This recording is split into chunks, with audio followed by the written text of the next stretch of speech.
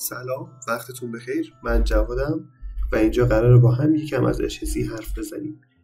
چیزهایی که شاید ساده باشن اما صحبت کردن راجبشون میتونه جون یک نفر رو نجات بده. پس بیا یکم با هم دقیق تر بهش نگاه کنیم.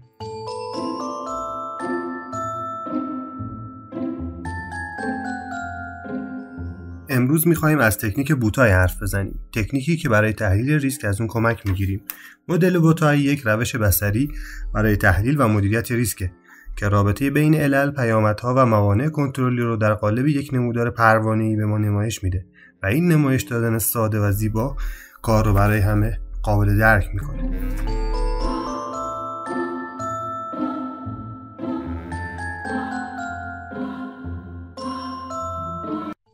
یکی از بهترین دستورالعمل‌های کار با بوتای منوال CCPS. CCPS مخفف Center for Chemical Process Safety. روش بوتای هم مثل روش تحلیل تریپاد توسط شرکت شل توسعه پیدا کرده. بعد از یک معرفی اجمالی تکنیک بوتای، خب کم کم باید بریم بوتایمون رو تشکیل بدیم. برای تشکیل بوتای ما باید 8 مرحله رو سپری کنیم. مرحله اول شناسایی خطرات، مرحله دوم شناسایی رویداد اصلی یا تاپ ایونت، مرحله سوم شناسایی تهدیدها یا تریتمنت ها و مرحله چهارم شناسایی پیامدها یا کانسکونس هاست.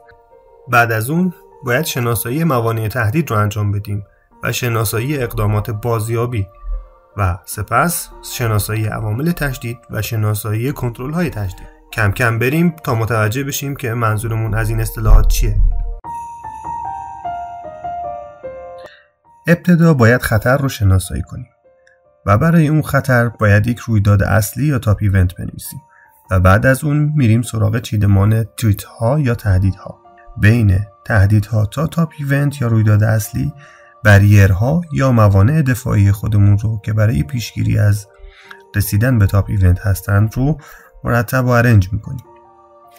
بعد از تاپ ایونت یا رویداد اصلی کانسکونس یا پیامدها هستند. به فاصله بین پیامدها و تاپ ایونت هم بریرها یا موانع دفاعی خودمون رو بر اساس ترتیب اثر و اهمیت مرتب میکنیم و مدل رو شکل میدیم. چند تا نکته رو اینجا نباید فراموش کنید. لحظی از دست رفتن کنترل تاپ ایونت یا رویداد اصلیه و هنوز هیچ اتفاقی نیفتاده و اونو با اکسیدنت اشتباه نگیرید. نکته دوم اینه که بوتای هم مانند حذف یک کار تیمیه و متشکل از دپارتمان‌های مختلفه و نکته سوم چون بوتای یک روش کیفیه و بر اساس قضاوت‌های کارشناسیه ما باید به اجماع نظر در مسائل برسیم. تکنیک بوتای برای خطرات پیچیده است و تعریف پیچیدگی یک مسئله نسبیه. در مبحث بریرها این رو در نظر بگیرید که هر بریر باید مستقلاً جلوی تاپ ایونت رو بگیره و به بریرهای دیگه وابسته نباشه تا قابل استناد باشه. چرا ما تعداد زیادی بریر می‌نویسیم؟ چون که طبق مدل ریزن یا پنیر سوئیسی هیچ مانعی 100% نیست و مانع بعدی باید حداقل جلوی اون رو بگیره. برای بریرهایی که وابسته به انسان یا اجرای دستورالعمل‌ها هستند ما عوامل تشدید یا اسکالیشن فاکتورها رو می‌نویسیم و برای کنترل اونها هم کنترل‌های تشدید کننده رو اضافه می‌کنیم.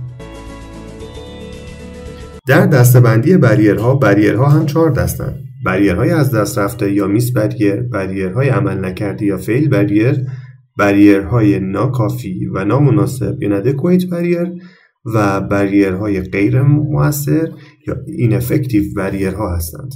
در آخر از همراهیتون بسیار سپاسگزارم و از زحمات جناب آقای دکتر محمودی، دکتر محمد فام و دکتر وثیقی عزیز که تو تهیه این ویدیو به من کمک کردن سپاسگزارم.